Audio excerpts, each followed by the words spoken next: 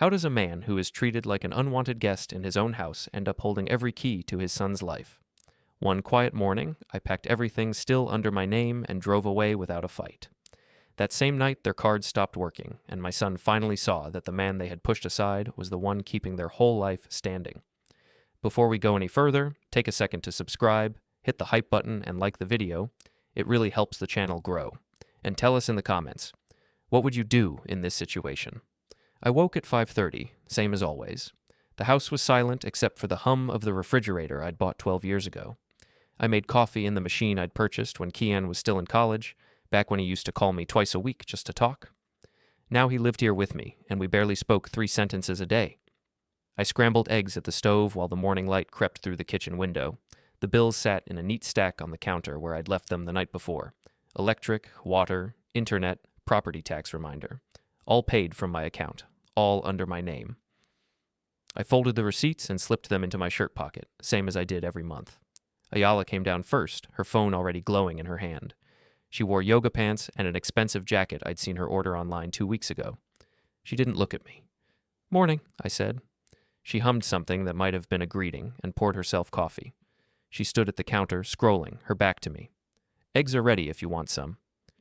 "I'll grab something later," she said without turning around. Keaton appeared a few minutes after, still half asleep, and sat at the table. I set a plate in front of him. He mumbled thanks and ate in silence while Ayala told him about some brunch she wanted to go to on Saturday.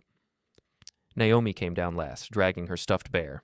She climbed into the chair next to me and smiled. "Morning, Grandpa." "Morning, sweetheart." Ayala glanced over. "Naomi, don't bother Grandpa in his corner. He's busy." I wasn't in a corner. I was at the table I'd bought when we moved into this house 23 years ago. But I didn't say anything. I just finished my coffee and rinsed my cup in the sink.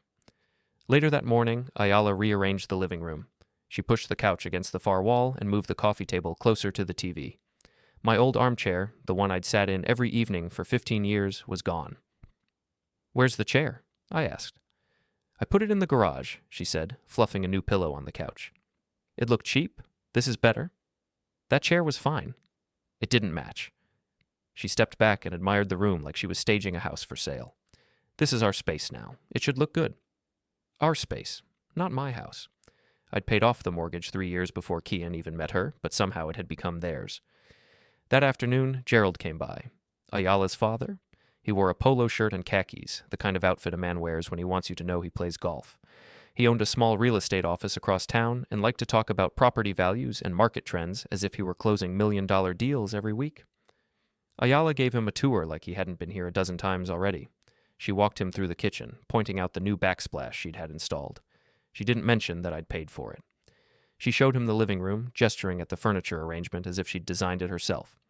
"This is our place," she said. "We're really making it ours." Gerald nodded approvingly.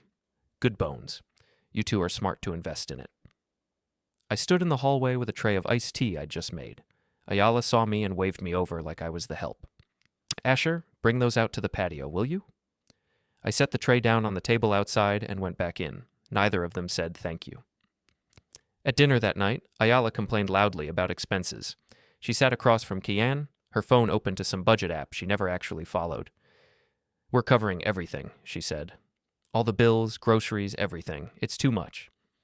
I sat at the end of the table with the receipt for that month's property tax payment still in my pocket. I'd written the check that morning, but I didn't pull it out. I just cut my chicken and chewed slowly. Kian said nothing. He looked at his plate like it held the answers to questions he didn't want to ask. After dinner, Gerald lingered. He and Ayala stood in the living room while Naomi colored at the coffee table. I came in to grab my reading glasses from the side table. Gerald looked at me. "You know, Asher, in a house like this, it's important that everyone understands the hierarchy. Guests don't make the rules. That's for the people who really run the place." Ayala smiled. "Exactly. Grandpa should ask before inviting people over. It's only fair." Guest. The word landed like a slap. I'd bought this house in 1998. I'd replaced the roof in 2011. I'd paid every single bill since the day we moved in. And now I was a guest. I picked up my glasses and walked out without a word. I climbed the stairs to the small room at the end of the hall. It used to be Kian's room when he was a boy. Now it was mine. My bed was pushed against the wall. Boxes I'd never fully unpacked sat stacked in the corner. The walls were bare except for one old picture of Kian at his high school graduation. I sat on the edge of the bed and stared at the boxes. They'd been there for 2 years, ever since Ayala decided she needed the master bedroom closet for her things and suggested I'd be more comfortable upstairs. A pile of mail sat on the floor by the door, envelopes with my name on them, bills, statements, notices. I bent down and picked them up. One was thick, from the bank. Another was from the county assessor's office. My phone buzzed in my pocket. A missed call from a number I didn't recognize. I set the envelopes on the bed and stared at them for a long time. I didn't used to live in the small room upstairs.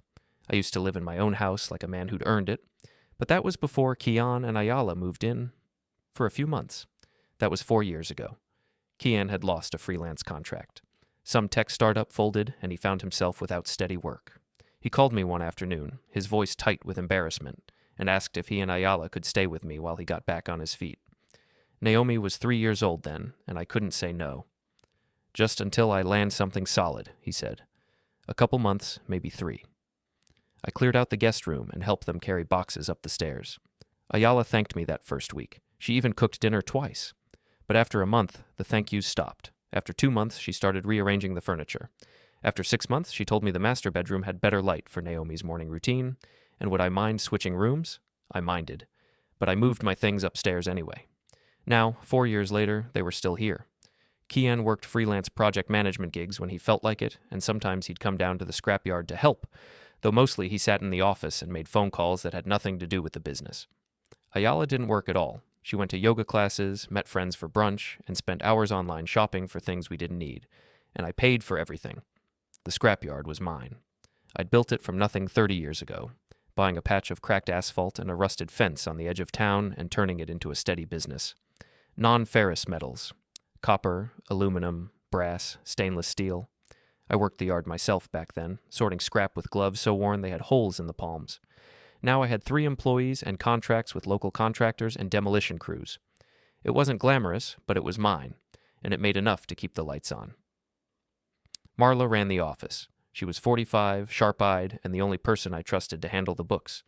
She'd been with me for 12 years, and she knew every account, every vendor, every client by name. I spent most mornings at the yard. The air smelled like metal and diesel, and the sound of the forklift moving scrap was steady and predictable. It was the only place I still felt like I knew what I was doing. "Morning, Asher," Marla said when I walked into the office. She had a stack of invoices on her desk and a cup of coffee that had probably gone cold an hour ago. "Morning. Got a call from the Patterson crew. They're bringing in another load this afternoon, mostly copper piping from that old school demo." "Good. Make sure we weigh it before the rain comes in." She nodded and made a note. Then she looked at me over her reading glasses.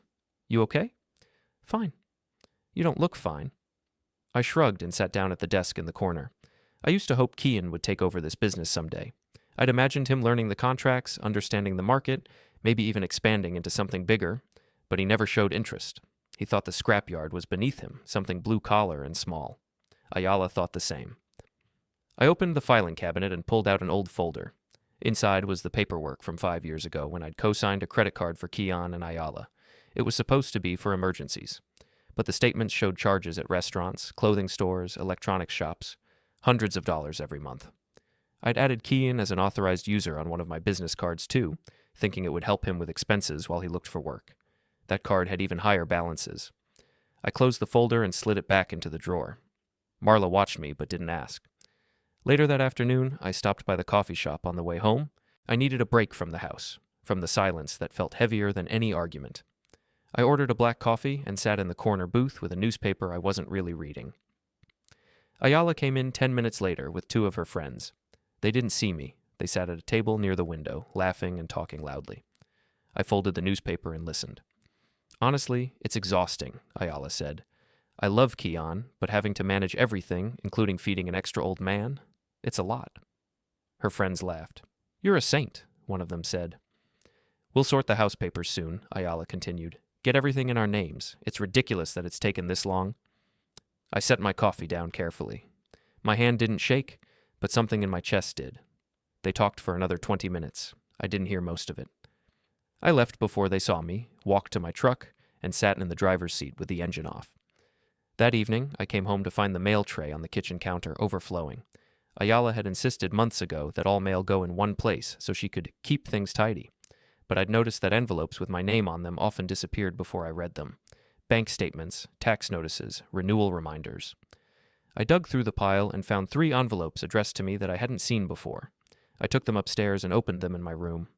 One was a statement from the bank showing recent charges I didn't recognize. Another was a notice about a lien on a credit account I'd co-signed. The third was a renewal for the business liability insurance. I set them on the bed next to the others and stared at the ceiling. Hector stopped me the next morning when I was backing out of the driveway. He lived across the street and had been my neighbor for 18 years. He was retired, spent most of his time on his front porch with a book and a beer. He waved me down. I rolled the window down. "You okay, Asher?" "Fine." "You sure? I don't see you use your own driveway much anymore. You're always parked on the street." I glanced back at the house. Ayala's car was in the driveway, right where I used to park. Kian's car was next to it. "It's fine," I said. Hector didn't look convinced. "You know where I am if you need anything." I nodded and drove off. That night I was walking down the hallway when I heard Ayala's voice from the kitchen. She was talking to Kian, her tone casual but sharp. "No bank will listen to someone Asher's age over us now," she said. "We just need to be smart about it." I stopped mid-step. My hand froze on the banister. Kian's voice was quieter. I couldn't hear his response. I stood there for a long moment, then turned and walked back upstairs. I didn't go into the kitchen. I didn't confront them. I just went to my room and sat on the edge of the bed. The envelopes were still there, the statements, the notices, the reminders. I picked up my phone and stared at the screen for a long time. Gerald came by again the following Saturday. Ayala had invited some of her friends over for lunch, and the house buzzed with voices and laughter. I stayed in the kitchen, making sandwiches nobody asked me to make, while they gathered in the living room. "This is our house," Ayala said, her voice clear and bright. "We've been working so hard to make it really feel like home." One of her friends, a woman with sharp jewelry and a loud laugh, looked around approvingly. "You've done an amazing job. It's gorgeous." "Thank you. We love it here." Naomi came running through, chasing a balloon. She stopped when she saw me and smiled. "Grandpa, is this your house?" Ayala's voice cut in before I could answer. "It's our house, sweetie. Grandpa just stays here with us." Naomi looked confused. "But Grandpa bought it." "That was a long time ago," Ayala said, her tone light but firm. "Things are different now." I set the sandwich tray on the counter and walked out through the back door. I didn't want to hear the rest. Later that afternoon, the hot water heater started making a strange noise. I went down to the basement to check it. When I came back up, Gerald was standing in the hallway with Ayala and Kian. "We should replace that thing," Gerald said. "Old equipment costs more in the long run." "I'll take a look at it," I said. Ayala shook her head. "We'll handle it, Asher. Big decisions go through us now." I stared at her. "Big decisions about the house I own?" She smiled, but there was nothing warm in it. "You should just relax. You've done enough. Let us take care of things." I looked at Kian. He wouldn't meet my eyes. "Fine," I said. I walked away before I said something I couldn't take back. That evening I drove to the warehouse district on the south side of town. I had a load of aluminum siding to deliver to a buyer who ran a recycling operation 3 times the size of mine. He met me at the loading dock with a clipboard and a handshake. "Good to see you, Mr. Corvin," he said. "Right on time, as always." We checked the weight and signed the paperwork. He handed me a check and thanked me for extending him credit on the last shipment. "You've been fair with me for years," he said. "Not many people in this business operate that way anymore." I folded the check and slipped it into my pocket. Out here, people still called me Mr. Out here, I still knew what I was doing. I drove to the river overlook on the way home. It was a spot I used to bring Kian when he was a boy. We'd park the truck and watch the water while he told me about school, about his dreams, about whatever was on his mind. Now I came here alone. I opened the glove compartment and pulled out a folder. Inside were copies of the house deed, the truck title, and a few business contracts. Everything important. Everything with my name on it. I'd always kept these documents in my truck. I didn't trust leaving them in the house anymore, not since I'd started finding mail opened and refiled without me knowing. The deed showed the house was mine, bought outright. No co-signers, no joint ownership. The truck title was the same. The contracts showed the business was registered under my name and my name alone. Nothing important had ever left my hands. I'd just been too quiet to remind anyone of that. I sat there for a long time, staring at the papers in the dim light. Then I folded them back into the folder and closed the glove compartment. When I got home, the house was dark, except for the light in the living room. I walked in quietly and heard Ayala's voice. "After Christmas, we'll sit him down and get the deed in our names," she was saying. "If he refuses, we'll just make him pay rent. He can't argue with that." Kian's voice was softer. "You think he'll go for it?" "What's he going to do? He's 61, Kian. No bank is going to take him seriously over us." I stood in the hallway, my hand on the wall. Something cold and final settled in my chest. It wasn't anger, it was clarity. I turned around, walked back to the truck, and drove to the river overlook again. This time, I sat there with the engine off, staring at my phone. I scrolled to a contact labeled Nolan, attorney, and hesitated for just a second. Then I tapped call. The phone rang twice before he picked up. "Asher, it's late. Everything okay?" "I need to see you," I said. "Tomorrow, if you can." "Sure. What's this about?" I looked at the folder in the glove compartment, then out at the dark water. "Everything," I said. Nolan's office was in a quiet building near the courthouse. The furniture was plain, the walls lined with legal books that looked like they'd actually been read. Nolan was 52, balding, and the kind of lawyer who billed by the hour but never padded the time. I'd used him for business contracts and a few property disputes over the years. He knew I didn't waste his time, and I trusted him not to waste mine. "Tell me what's going on," he said, leaning back in his chair. I told him. I kept it simple. I explained how Kian and Ayala had moved in 4 years ago, how they'd taken over the house, how they spent money I didn't authorize and made plans I didn't agree to, how they talked about putting the deed in their names and making me pay rent in the house I owned. Nolan listened without interrupting. When I finished, he opened a file on his desk and pulled out a notepad. "Do you have the deed?" I handed him the folder from the truck. He read through the papers slowly, flipping pages and making notes. "This is pretty clear," he said. "The house is entirely in your name. No joint ownership, no co-signers. You bought it outright in 1998, and the mortgage was paid off in 2021. "That's right." "What about the bank accounts?" "I have a personal account and a business account. Kian is an authorized user on one of my business credit cards. Ayala isn't on anything officially, but she uses cards tied to my accounts." Nolan nodded. "Authorized users don't have ownership. You can remove them anytime." "What about the house? Can they force me to sign it over?" "Not legally. It's your property. They'd need your consent to transfer the deed. If they tried to pressure you or forge documents, that's fraud." I let that sink in. "What can I do?" Nolan leaned forward. "You can remove them as authorized users on any cards. You can lower credit limits. You can stop paying for expenses that aren't yours. But you need to be careful. If you're going to make changes, do it cleanly. Don't give them grounds to claim financial mistreatment or abandonment, especially with your granddaughter in the picture. I'm not abandoning anyone. I'm just taking back what's mine. Then do it right. Document everything. Make sure every step is legal and defensible." We talked for another hour. Nolan pulled up account laws and property statutes. He explained what I could and couldn't do. He warned me that Ayala would likely react badly and that Kian might be caught in the middle. "People get ugly when money's involved," he said. "Even family." "Especially family," I said. Before I left, Nolan handed me a list of steps. Remove authorized users. Lower credit limits. Close joint lines of credit. Secure property documents. Change passwords on any shared accounts. "Start with the bank," he said. "Get everything in writing." I drove straight to the bank.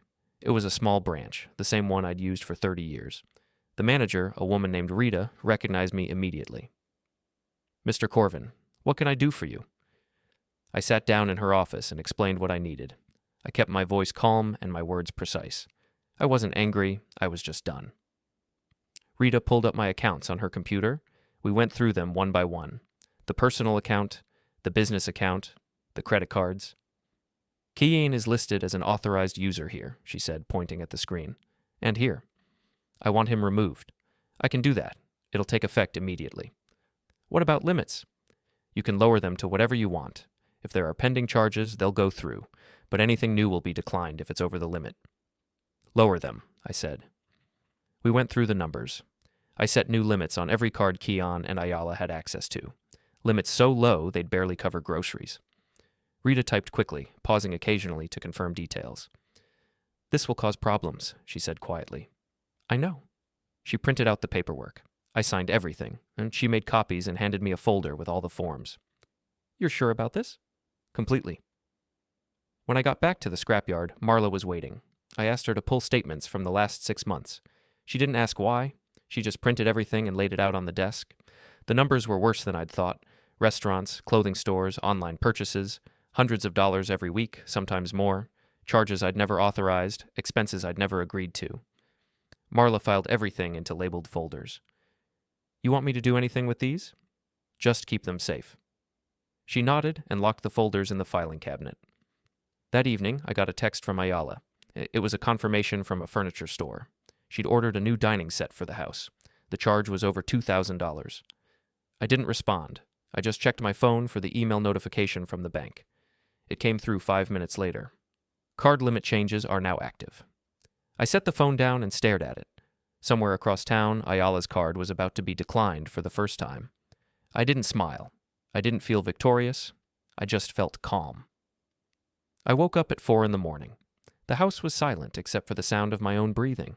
I lay there for a moment, staring at the ceiling in the darkness, feeling the weight of what I was about to do settle over me like a blanket. Then I got up. I dressed quietly in the dark. Jeans, a work shirt, boots, the same clothes I'd worn to the scrapyard for 30 years. My hands were steady as I tied my laces. No shaking, no doubt. I started in the garage. The tools were mine, every single one. The power drill I'd bought at the hardware store 10 years ago when the old one finally gave out. The circular saw I'd used to build Kian's treehouse when he was 8.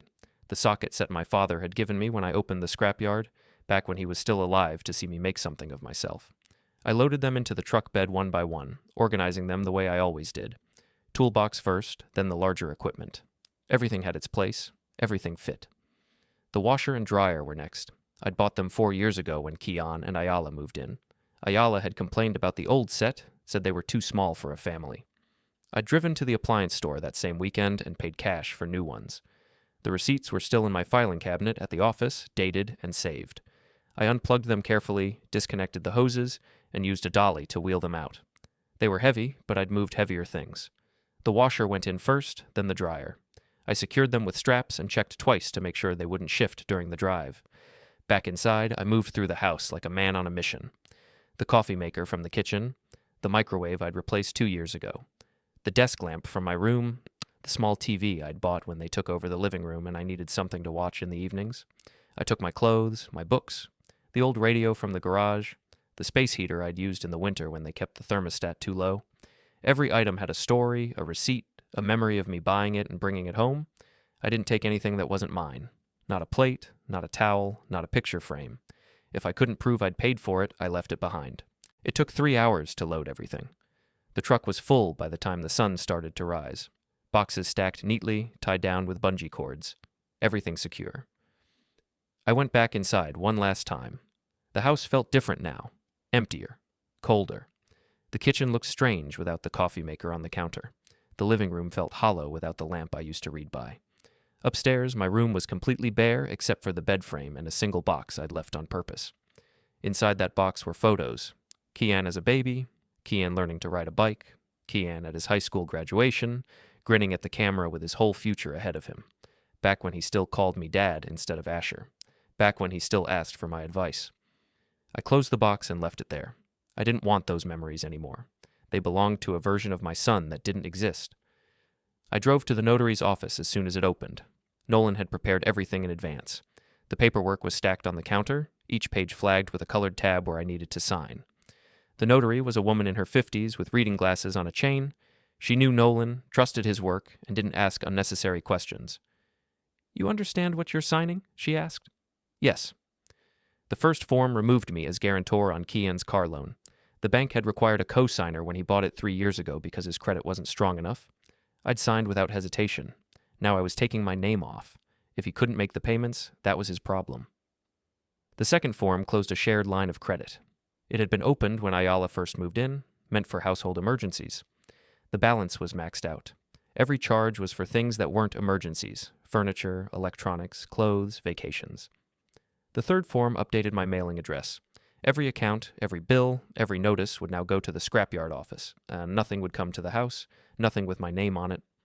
I signed each page carefully. The notary stamped everything and handed me copies. "You sure about this?" she asked. "Completely." I drove back to the house one last time. It was almost 9. Kian's car was still in the driveway. Ayala's too. They were home, probably still asleep. I parked on the street and walked up the driveway with a small envelope in my hand. The front door was unlocked. I stepped inside quietly and went straight to the kitchen. The counter was clean. Ayala kept it that way, always worried about how things looked. I set the envelope down in the center, right where she'd see it first thing. Inside the envelope were 2 keys, the house key and the mailbox key, and a note. I'd written it the night before, sitting at the scrapyard office, choosing every word carefully. I've moved out. Everything I took was mine. I wish you well. That was it. No apology, no explanation, no emotion, just the facts.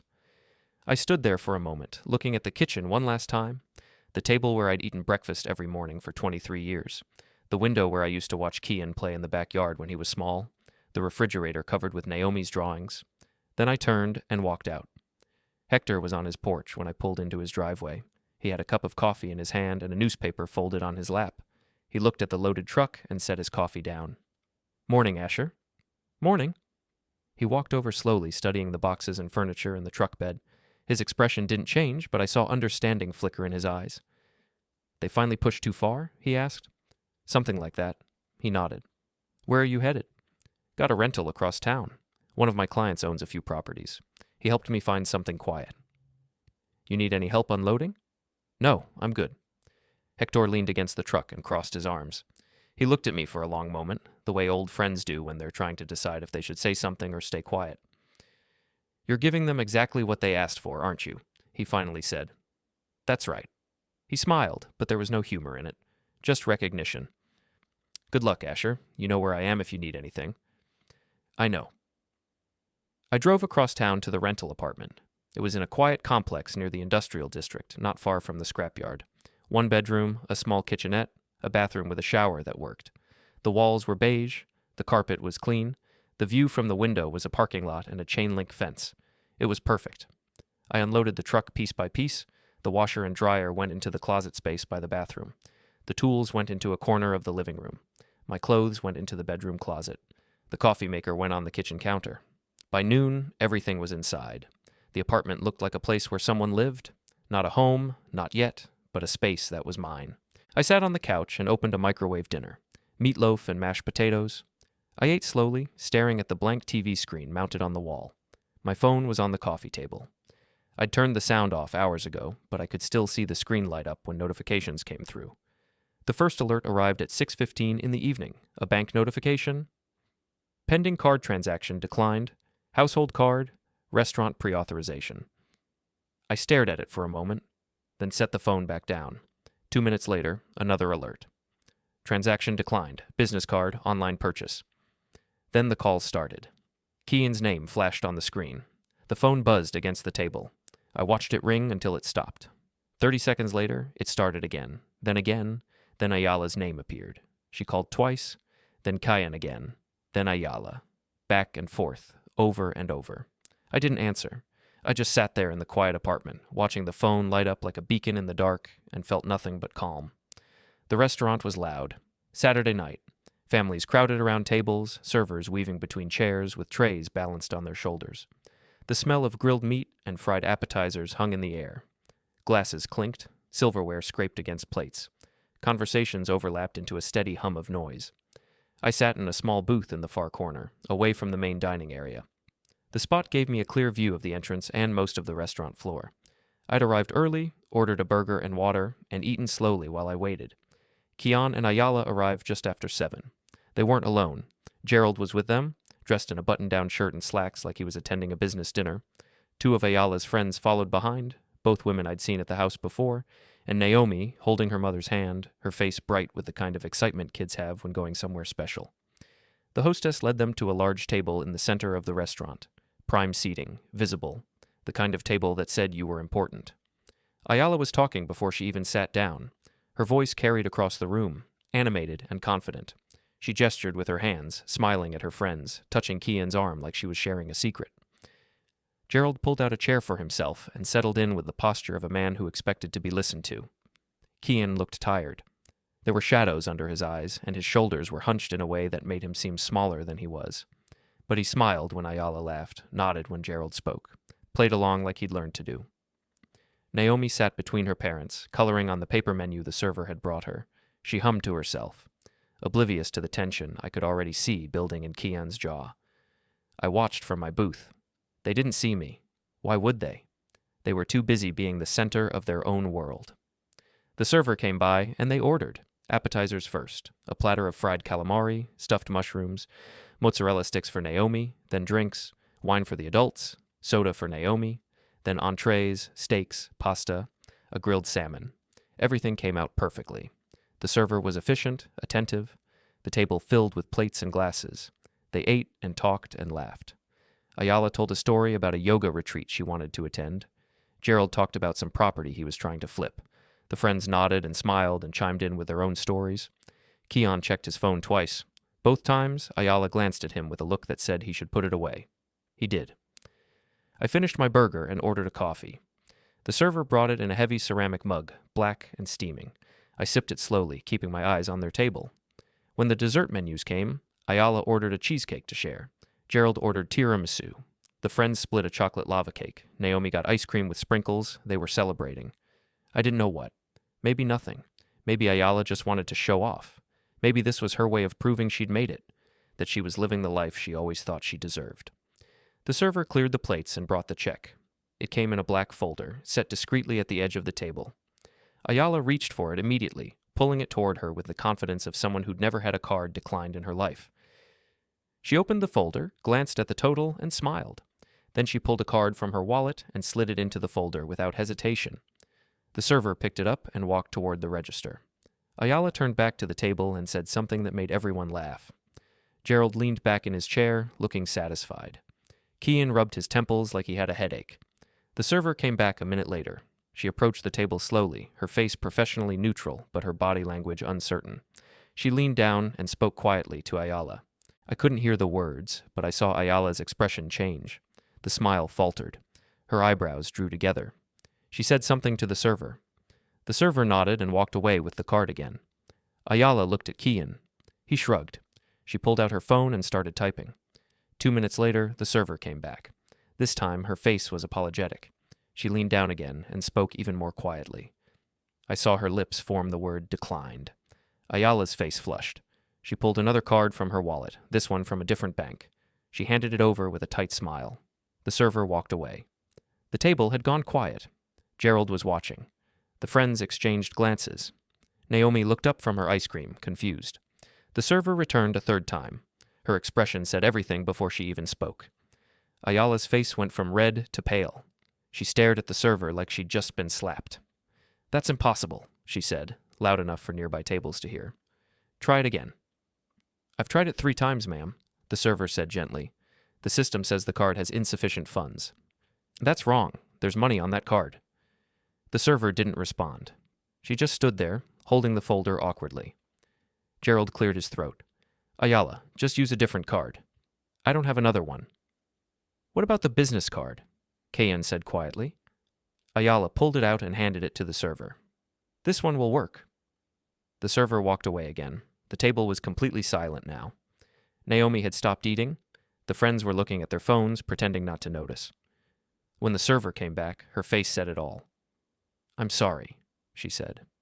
This one was declined as well. Ayala stood up. "That's impossible. Let me talk to your manager." The manager came over, a middle-aged man in a tie. Ayala explained the situation, her voice rising with each sentence. The manager listened patiently and then offered to try the cards again himself. He walked to the register, swiped them, and came back shaking his head. "I'm sorry, ma'am. None of these cards are going through. Do you have another form of payment?" "This is ridiculous," Ayala snapped. "There's obviously something wrong with your system." "We've had no issues with other customers tonight," the manager said calmly. Gerald pulled out his wallet and handed over a card. "Just put it on mine." The manager took it and walked away. Gerald gave Ayala a look that said they'd be talking about this later. That's when I stood up. I walked across the restaurant slowly, weaving between tables. I reached their table just as the manager was returning with Gerald's card. "Excuse me," I said. Everyone turned. Ayala's eyes widened. Kian's face went pale. "Asher?" Ayala said. "What are you doing here?" "I was having dinner," I said. "I couldn't help but notice you're having some trouble." "We're fine," she said quickly. "Are you?" The manager looked between us, clearly confused. Do you know these people, sir? I do, I said, and I think I can help clear this up. I pulled out my phone and dialed the direct number for Rita at the bank. She'd given it to me 2 weeks ago, told me to call if I ever needed anything. She answered on the second ring. Rita, it's Asher Corvin, I said. I'm at a restaurant with my son and daughter-in-law. They're having some issues with their cards. Can you explain what's going on? I put the phone on speaker and set it on the table. Rita's voice came through clearly. Mr. Corvin, I'd be happy to help. Can you describe the issue? Their cards are being declined, I said. I see. Can you tell me which cards? Ayala stared at me, her face frozen. The household card, I said. And the business card. Rita paused. I could hear her typing. Yes, I see those accounts. The primary account holder recently made some changes to those cards. What kind of changes? The manager asked. The credit limits were lowered significantly, Rita said, and one of the authorized users was removed from the accounts entirely. Who's the primary account holder? The manager asked. Asher Corvin, Rita said. The table went completely silent. Even Naomi had stopped moving. Can you explain that? I said. Rita's voice was professional, calm. Of course. The household card and business card are both tied to accounts registered under your name, Mr. Corvin. 2 weeks ago, you came into the branch and requested that we lower the credit limits and remove certain authorized users. Those changes are now active. And the house? I said. Can you tell everyone who owns the house at 428 Maple Street? According to our records, the property is registered solely under your name. The mortgage was paid off in 2021. Ayala was shaking. Kian had his head in his hands. Thank you, Rita, I said. That clears everything up. I ended the call and slipped the phone back into my pocket. Gerald was staring at me. You did this on purpose. I did what was necessary, I said. Everything I moved was simply everything still registered under my name. You can't just cut them off like that, Gerald said. I didn't cut them off. I removed my support. There's a difference. Ayala found her voice. You're doing this to punish us. No, I said. I'm doing this because you forgot that the life you were living wasn't yours. It was mine, and I'm done sharing it. I turned to the manager. I'll cover my own meal. They'll need to figure out theirs. I walked to the register, paid for my burger and coffee in cash, and walked out of the restaurant without looking back. Behind me, I heard Ayala's voice rising, Kian saying something too quiet to make out, and Naomi asking what was happening. I got into my truck, started the engine, and drove away. The drive back to the apartment was quiet. The streets were nearly empty, just a few cars passing under the yellow glow of the streetlights. I kept the radio off. I didn't need noise. I didn't need distraction. I just drove. My phone started buzzing before I even made it to the highway. I glanced at the screen. Kian. I let it ring through to voicemail. It buzzed again 30 seconds later. Then again. Then Ayala's name flashed on the screen. I ignored all of it. By the time I pulled into the apartment complex parking lot, there were 15 missed calls and a string of text messages. I didn't read them. I just turned the phone on silent and slipped it into my pocket. Inside the apartment, I made a pot of coffee. It was late, but I wasn't going to sleep. Not yet. I poured a cup and sat on the couch, staring at the blank TV screen. The apartment was quiet in a way the house never was. No footsteps upstairs, no voices in the next room, no sense that someone was about to walk in and tell me I was in the way. I thought about Naomi, the way she'd looked at me in the restaurant, confused and scared. That bothered me more than anything else.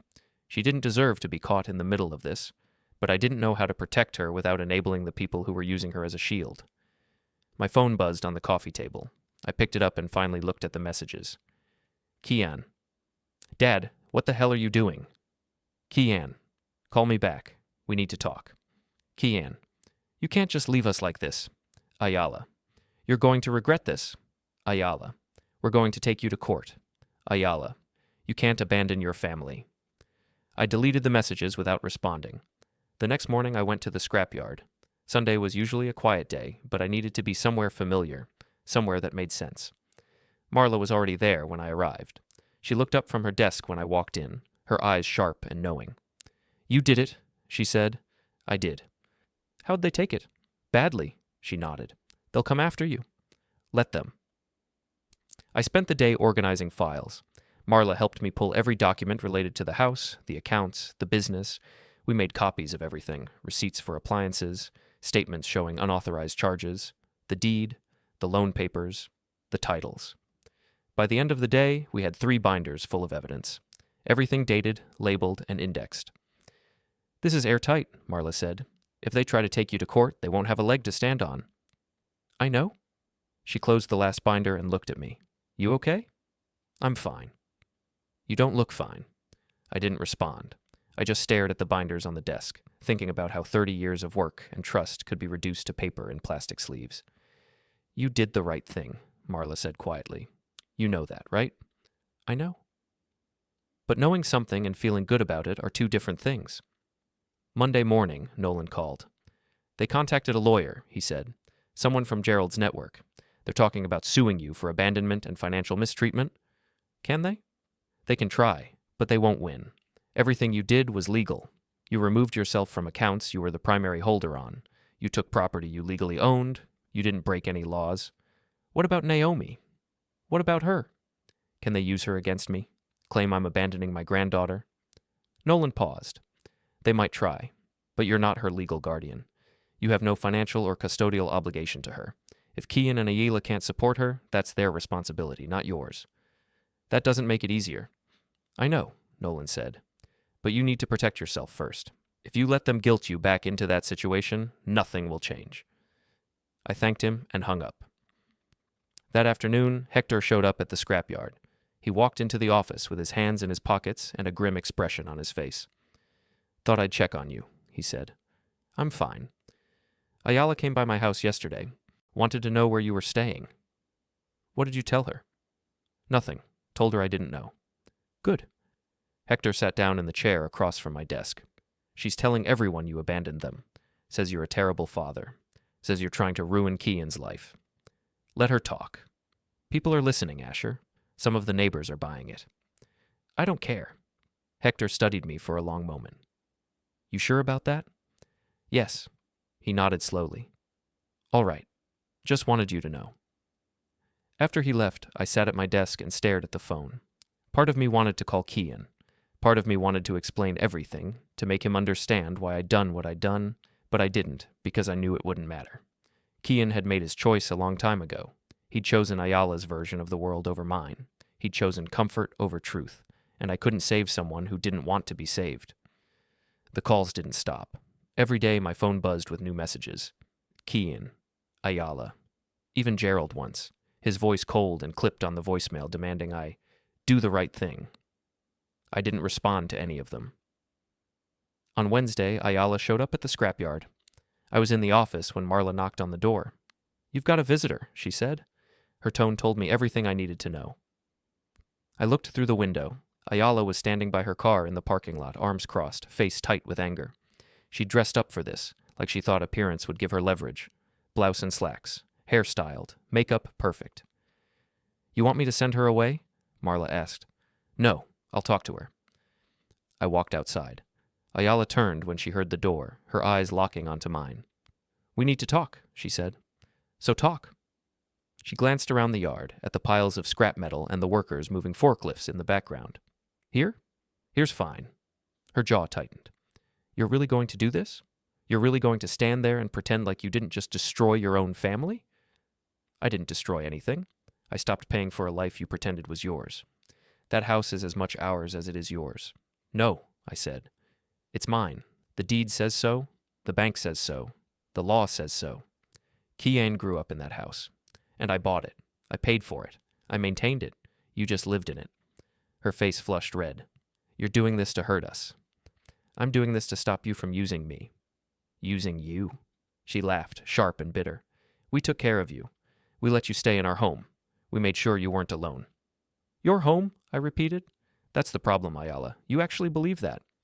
Kian deserves that house. He's your son. And that means what, exactly? That I owe him everything I've worked for? That I'm supposed to hand it over while you treat me like a burden?" "You are a burden," she snapped. "An old man who can't let go, who can't accept that the world has moved on without you." I nodded slowly. "Maybe, but this old man still owns the roof over your head, and the cards you've been maxing out, and the truck you thought you'd inherit someday." Her expression shifted. The anger cracked, just for a second, and I saw something underneath. Fear. "What do you want?" she asked. Nothing. Then why are you doing this? Because you asked me to. You wanted me out of the way. You wanted control. You got it. Now you get to see what it actually costs. Kian is miserable. Then maybe he should have thought about that before he let you push me out of my own house. She stared at me, her hands clenched into fists. You're going to regret this. Maybe, I said, but I doubt it.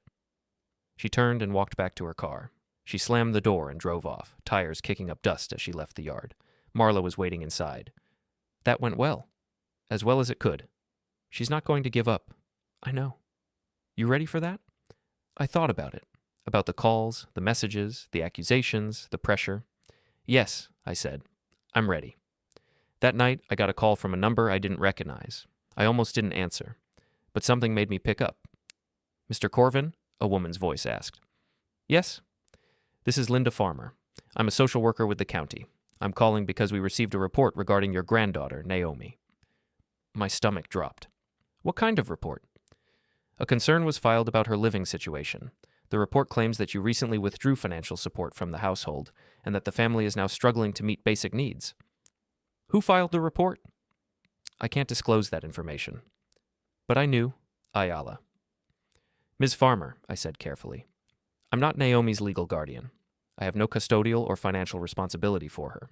Her parents are fully capable of supporting her. I understand that, but the report suggests that you are providing significant financial support and that your sudden withdrawal has created an unsafe situation. That's not true. I removed myself from accounts that were in my name. I took property that I legally owned. I didn't take anything from them. I'm not making any accusations, Mr. Corvin. I'm just conducting a wellness check. I'll need to visit the home and speak with the family. Fine. And I may need to speak with you as well. I'm available any time. She thanked me and hung up. I sat there with the phone in my hand, feeling the anger build in my chest. Using Naomi. They were actually using her to try to pull me back in. I called Nolan immediately. He answered on the first ring. They filed a report with social services, I said. I figured they might. What do I do? Cooperate fully, be honest, show them the documentation. The social worker will see that you're not the problem. And if they don't? They will, Nolan said. Trust me, this is a desperate move. It won't work. I wanted to believe him, but I knew Ayala, and I knew she wouldn't stop until she'd burned every bridge between us. The next day, I got a text from Kian. Can we meet, just the two of us, please? I stared at the message for a long time. Part of me wanted to ignore it. Part of me wanted to delete it and move on. But he was still my son. I typed back, tomorrow, 10 a.m., coffee shop on Main. He replied immediately, I'll be there. I didn't sleep that night. The coffee shop was nearly empty when I arrived. Mid-morning on a Thursday. A few people sat scattered at tables, typing on laptops or reading newspapers. The air smelled like espresso and cinnamon rolls. I ordered a black coffee and sat at a table near the window. I checked my watch. 9:58. Kian walked in at exactly 10. He looked worse than he had at the restaurant. His hair was unwashed, his clothes were wrinkled. He had the hollow-eyed look of someone who hadn't been sleeping. He saw me and walked over. He didn't smile. He just sat down across from me and folded his hands on the table. Thanks for meeting me, he said. You asked. He nodded and looked down at his hands. For a long moment, he didn't say anything. Then he took a deep breath. I don't know where to start, he said. Start with the truth. He looked up at me. His eyes were red. I messed up? Yes. I let her control everything. I let her push you out. I didn't stand up for you. I should have. I know I should have, but I didn't. Why? Because it was easier not to. His voice cracked. Because every time I tried to push back, she'd make my life hell. And I was tired. I was so tired of fighting. So you let her fight me instead. Yes. He swallowed hard. And I'm sorry. I'm so sorry, Dad. The word hit me harder than I expected. Dad. He hadn't called me that in years. I don't know if sorry is enough, I said. I know. He wiped his eyes. But I need you to know that I see it now. I see what she did, what I let her do, and I hate myself for it. What changed? Everything fell apart. He laughed bitterly. The card stopped working. The bill started piling up. Ayala lost it. She kept saying you'd come back, that you'd fix it, that you always fix it, but you didn't. No. And then I realized that you weren't coming back, that you'd actually left, that this was real. He looked at me with something close to desperation. And I panicked, because I don't know how to do this without you. You're 33 years old, Kian. You should know how to take care of yourself by now. I know, but I don't. I've spent my whole life coasting, relying on you, letting other people carry the weight.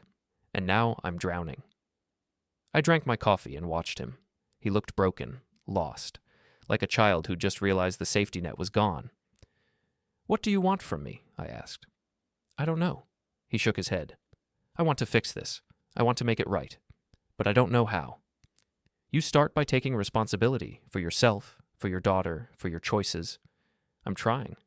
Are you, or are you just looking for me to bail you out again? He flinched. I'm not asking you to come back. Good, because I'm not coming back. I know. His voice was quiet. I know you're done with us, and I don't blame you. What about Ayala? He hesitated. She's not handling it well. I gathered. She filed a report with social services.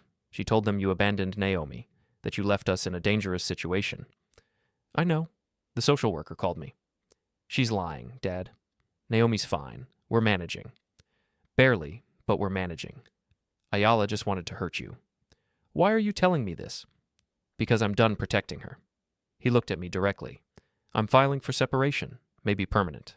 I don't know yet, but I can't keep living like this, and I can't keep letting her destroy the people I care about. I didn't know what to say. I'd wanted Kian to stand up to her for years, but now that he was, it felt hollow. Too late. What do you need from me? I asked again. Nothing, he said. I just needed you to know that I'm sorry, and that I'm going to fix this, somehow. Good. He nodded and stood up. He looked like he wanted to say more, but he didn't. He just turned and walked out. I sat there for a long time after he left, staring at my coffee. Part of me wanted to believe him, wanted to think that he'd actually learned something, that this would be the moment he finally grew up. But another part of me knew better. Knew that sorry wasn't enough, that words without action were just noise. I finished my coffee and left. That afternoon, the social worker came to the scrapyard. Linda Farmer was in her 40s, professional but kind. She had a clipboard and a calm demeanor that put people at ease. I showed her everything, the binders Marla and I had compiled, the receipts, the statements, the deed, the loan papers. She went through it all carefully, taking notes, asking questions. You understand why we have to investigate, she said. I do. The report made serious claims, that you withdrew support suddenly, that the child is at risk. The child is not at risk. Her parents are capable of supporting her. They just don't want to. I visited the home this morning, Linda said. The house is clean, the child is healthy. There's food in the kitchen, no signs of neglect. Then you know the report was false. I know it was exaggerated. She closed her folder. Mr. Corvin, I'm not here to judge your family situation, but I do need to make sure that Naomi is safe, and from what I can see, she is. Thank you.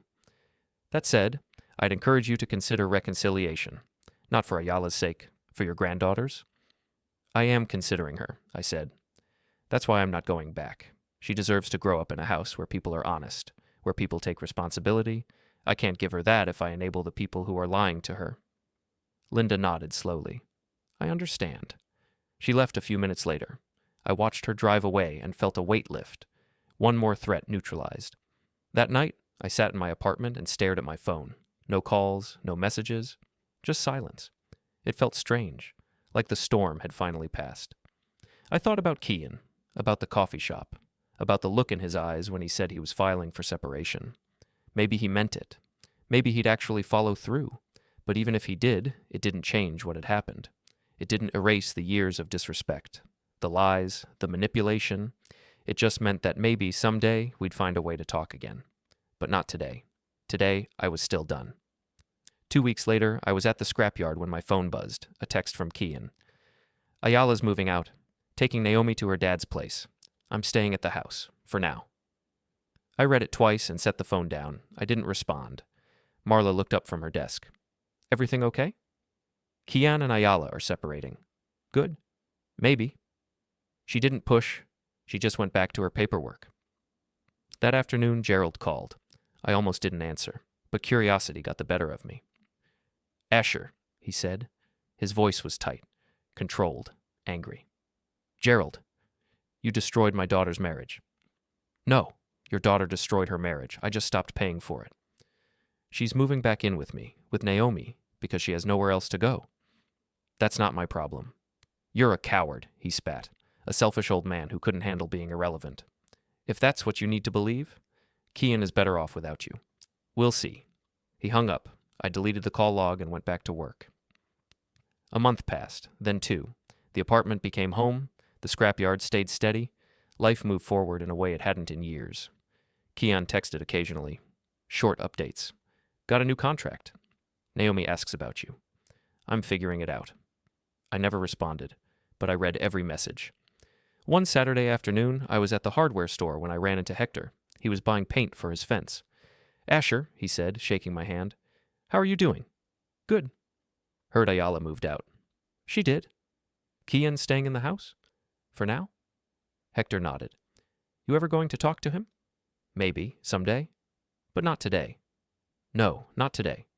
Hector smiled. You're a stubborn man, Asher Corvin. I've been called worse. We stood there for a moment, 2 old men in a hardware store, saying nothing and understanding everything. Then Hector clapped me on the shoulder and walked away. That night, I sat on my couch with a beer and the TV on low. The apartment was quiet, comfortable, mine. My phone buzzed.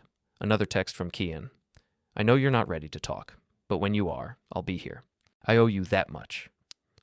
I stared at the message for a long time. Then I set the phone down and took a drink. Maybe someday I'd respond.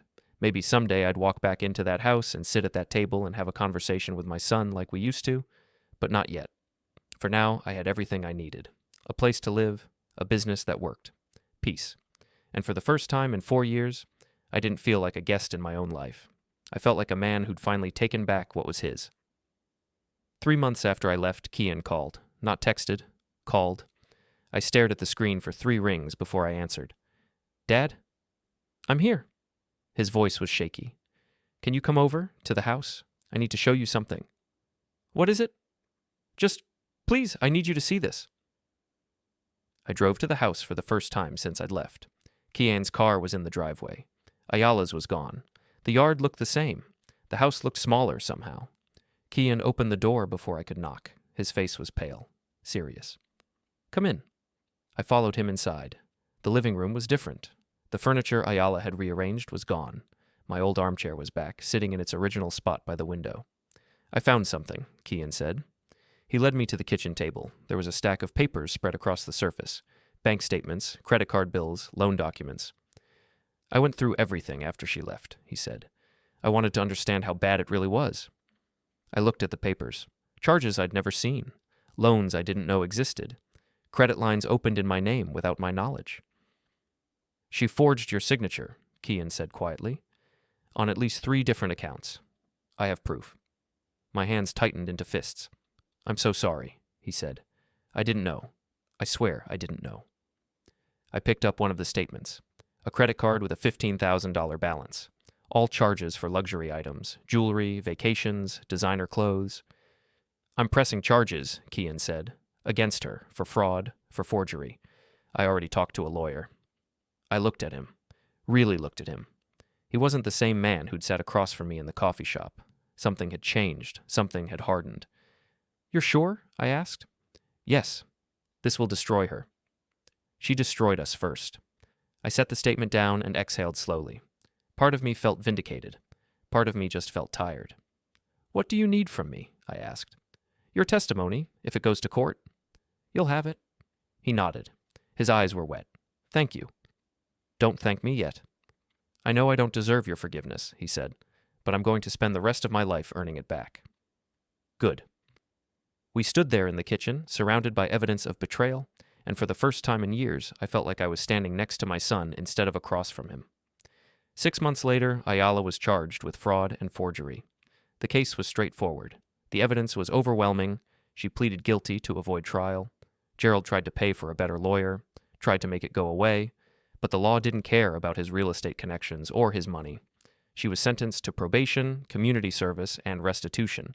She had to pay back every fraudulent charge, every forged loan. It bankrupted her. Kian got full custody of Naomi. Ayala got supervised visitation. Gerald stopped calling. And I went back to my apartment and kept running my business like I always had. 1 year after I left, Naomi showed up at the scrapyard with Kian. She was 8 now, taller, smarter. She ran to me and hugged my legs. Grandpa, I picked her up. She was heavier than I remembered. Hi, sweetheart. Daddy says you have a new place. Can I see it? I looked at Kian. He shrugged. If you're okay with it. I'm okay with it. We went to the apartment. Naomi explored every room, marveling at how small it was. How different from the house. She sat on my couch and asked if we could watch cartoons. We did. Kian sat next to me, quiet, watching his daughter laugh at the TV. Thank you, he said softly. For what? For not giving up on me. I didn't respond. I just kept watching Naomi. Because the truth was, I had given up, for a while. But then he'd proven he was worth the second chance. And that was enough.